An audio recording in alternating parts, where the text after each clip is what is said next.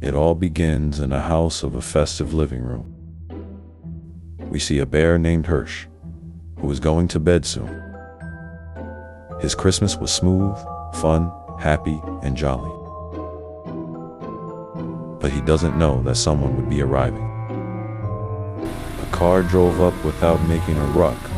A man hopped out, approaching with some luck. When the lights were turned off, Hirsch began to sigh. But when the door was knocked, Who is it at this time? as Hirsch walked down the stairs, he opened the door. He was greeted by a man who said, Are you poor? No, I'm not poor. Why would you say that? Because I can make you some quick cash. How much money would you give me? I would give you 200 honestly. But I do have one request to give you your prize. Hirsch said, All right, fine. I would like to play a game which should be easy. Well, what would that Tic-tac-toe. If you win, you get the prize. But if I win, you give me the cash. If not, I'll slap you by surprise. The bear was thinking on if he should take the offer or not. But after a few seconds, he said, be? You're on. It took a few minutes playing the game.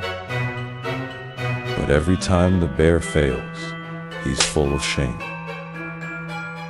But when he finally won, the man said, Well done. the bear earned the man's money while he was still sore. When he went back up to go to bed, the man said, Do you want to earn more? Hirsch was having thoughts. He didn't know whether or not he wanted more money. He then said, Are you going to slap me? the man shook his head no. He wrote on the card, he gave it to the bear, and said, Don't think too hard. Hirsch looked at the paper, which looked very weird. When he tried to question the man, he already disappeared. Back in the living room, Hirsch didn't know what to do. With the numbers on the back, he didn't have a clue. His only option was to call the number on his phone. Once he does, he would hope that someone would hear their ringtone. 2 hours have passed since he made the dial. He didn't know it would take such a very long while. As the bear was about to sleep, a sound shook. Trying to discover the sound after opening the door, there was nowhere to look, as his interest was beginning to decrease.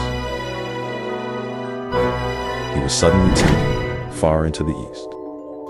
One thing's for sure. This was only